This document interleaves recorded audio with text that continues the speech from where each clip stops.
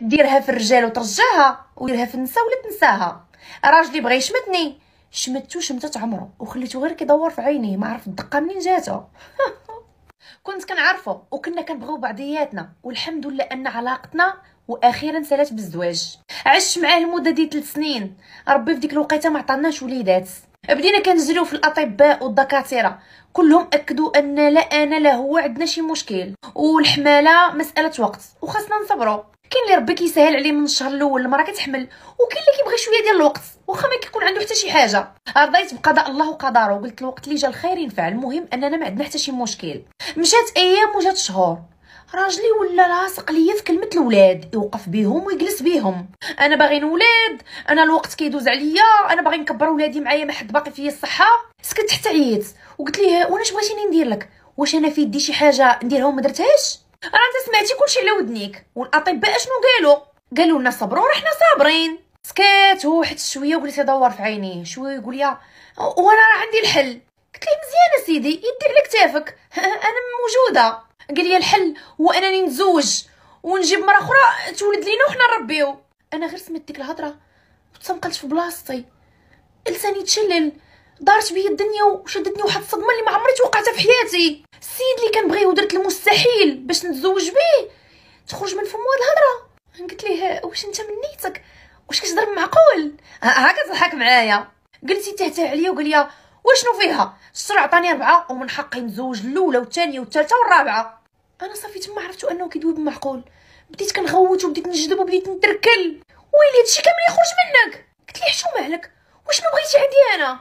هذا هو الجزاء ديالي اللي صبرت معاك هاد المده كامله ووقفت معاك وبديت معاك من الزيرو. وكون غير الاطباء قالوا انني عاقره نقدر نقول عندك الحق وماشي مشكل وخا تزوج هادشي من حقك، ولاني كلهم قالوا مساله وقت، ولا انا لا نساعدنا داخل في هادشي. راه في اي لحظه يقدر ربي يرزقنا بالوليدات بلا ما نصرعوا ندخلوا في هاد المتاهه كامله. قال لي شوف يا لاله انا ما بقيتش قاد نتسنى وصبري تقاضى، خرج وخلاني كناكل في جنابي، ندور نقول ويلي هاد الفيلم اللي خرج ليا به. ديك الليله ما نعستش ما شفتوش الليل كامل وانا كنتقلب، كنفكر وكنعاود وكنقول هاد السيد هذا ماشي على حالته الطبيعيه، اكيد عنده شي حاجه وخاصني نعرفها. هادشي اللي طاح عليه اليوم ما مولفاش ليه وماشي ديالو. الغد اللي خليته ترجع من الخدمه شديتو عند الباب، قلت ليه ايوا مولاي السلطان، ايوا قلتي بغيتي تزوج ودير وليدات، قلتي دور في عينيه. قلت ليه وإلا كنت مثلا انا موافقه، مني غنجيبو هاد العروسه؟ تما درست العقل ديالو بانت، الضحكه خرجت لي من ودنيه.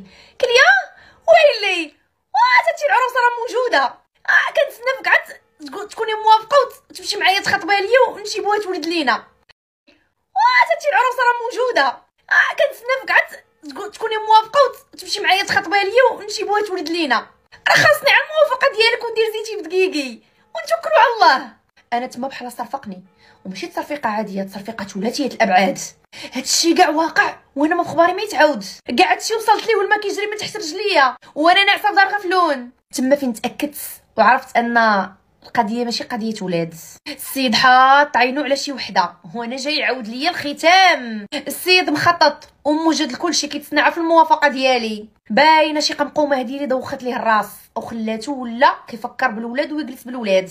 تما فين قررت انني خصني نجمع راسي ونقاد الوقفه ونعرف راسي من رجليا، واهم حاجه انني نادبو ونعلمو ان الله حق. خليته حتى دخل الدوش وهزيت ليه تليفون وبقششتو. واللي غادي نلقى فيه السيد معرف على وحده. واش منك يا رومانسيه، واش منك يا حب، واش منك يا عاطفه، اش منك يا تصاورها عريانين وتصاوروا كيصيفطوا لبعضياتهم اوديوات الغزال وقله الحياه وفيديوهات ديال قله الحياه، عايشين الحياه وانا في دار غفلون حاله فمي كالبهيمه، والهضره بالسويع بيناتهم. ما حيني انا من القاموس ديالو بحال ما كايناش. شديت تليفوني دورت كاع هادوك التصاور والدلائل كلشي دورتو عندي، وحطيت تليفونو بحال حتى حاجه ما واقع. خرج من الدوش وقلت ليه شوف ولد الناس انا كنبغيك وغنبغي لك على السعاده. فكرت مزيان مع راسي وقلت ما عنديش الحق انني نحرمك من الاولاد، وراني موافقه نمشي نخطبها لك، ولكن عندي شرط، الا وافقتي عليه من غدا انا معاك. قال لي ويلي واش بصح؟ قلت لي اكيد انا نبغيك على الخير. قال لي وشنو هو شرطك؟ امري وانا ننفذ. قلت لي هاد الدار اللي ساكنين فيها تولي في سميتي. بدا يتهته ويتفتف. قال لي وعلاش زعما وحنا غنسكنوا فيها كاملين؟ قلت له ولا خويا هاد المره جبتيها وولدت لك وليدات وانا طلعت لك في الراس ووليتو باغيين تسمحوا فيا، شنو غيضمن ليا حقي؟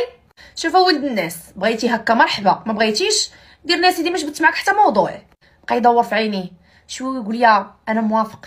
قلت لي وصافي قضي معايا الغرض، غير نقاد الامور ديالي نغد لي انا معاك. فعلا قضينا الغرض وبديت كنوجد الخطبه، ما خلينا ما شرينا وما خلينا ما وجدنا. مشينا لعند الناس، لعند السيده اللي باغي يخطب، تلقاو لنا والديها، حلوا لنا الباب وقلنا لهم طالبين ضيف الله، دخلونا وجلسونا ورحبوا بينا، ما خلوهم حطوا لنا فوق الطابله. باين عليهم ناس الله يعمرها دار وناس معقولين.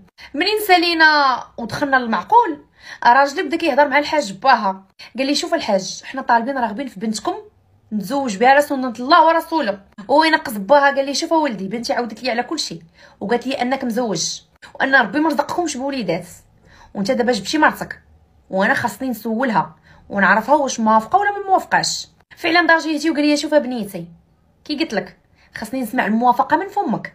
قلت لي الحاج انا ماشي مشكل عندي راجلي يتزوج ويجيب عليا الضره عادي جدا، هذا حقه، ولكن اللي ما نبغيش هو ان راجلي يتزوج بوحده موسخه بحال بنتك.